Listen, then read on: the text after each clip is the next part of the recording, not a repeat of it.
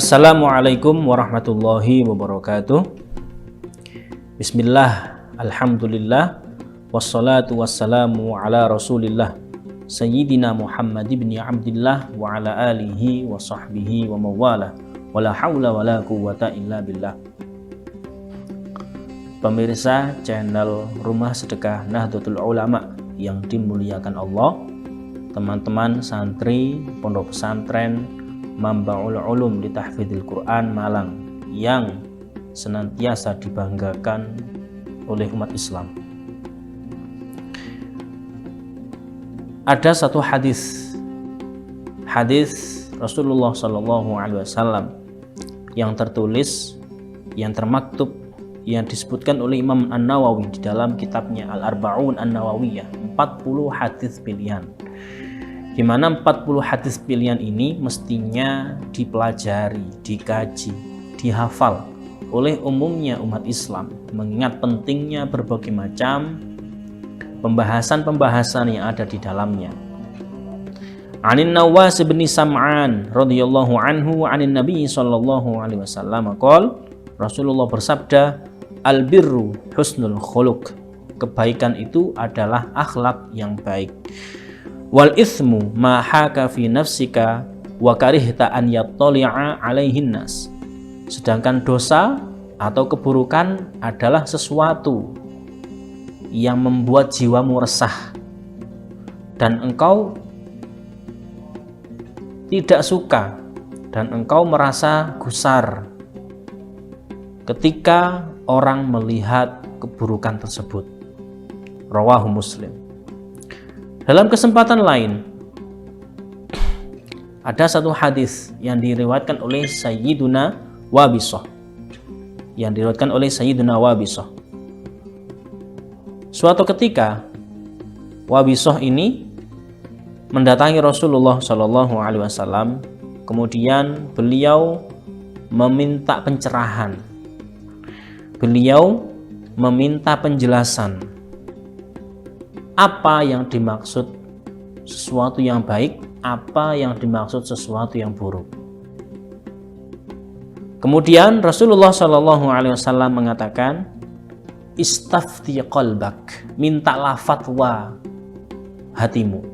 Istafti qalbak, mintalah fatwa hatimu. Albirru ma itma'annat ilaihin nafsu watma'anna ilaihil qalbu. Kebaikan adalah sesuatu yang membuat jiwa tenang dan membuat hati senang. Wal ismu ma haka fin nafsi wa taraddada fis sadri, sedangkan dosa atau perlakuan buruk adalah sesuatu yang membuat jiwa tidak tenang dan senantiasa mengganggu diri.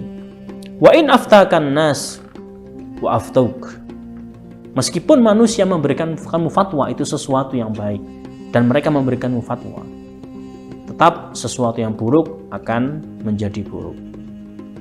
Hadirin hadirat yang dirahmati Allah, melalui hadis ini kita bisa mengambil pelajaran bahwasannya meminta fatwa hati atau mengetahui ukuran baik dan buruk sesuatu memang bisa diukur dari hati, memang bisa diketahui dari hati. Ketika sesuatu yang baik tersebut, ketika sesuatu tersebut adalah sesuatu yang menenangkan jiwa, maka berarti sesuatu tersebut baik. Ketika sesuatu tersebut membuat jiwa kita tidak tenang atau gusar atau galau, maka sesuatu tersebut bisa dipastikan buruk.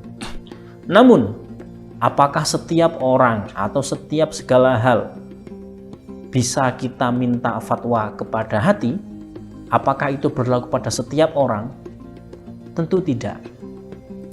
Rasulullah SAW ketika ditanya oleh Sayyidina Wabisah, ya Rasulullah, kebaikan itu apa? Keburukan itu apa? Dijawab oleh Rasulullah, kebaikan itu adalah sesuatu yang membuatmu tenang. Keburukan itu adalah sesuatu yang membuatmu tidak tenang. yang membuatmu galau, kemudian sukar, susah, dan lain sebagainya.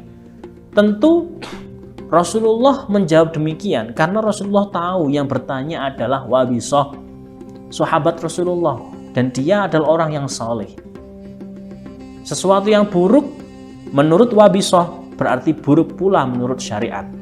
Sesuatu yang baik menurut Wabisah berarti baik pula menurut syariat.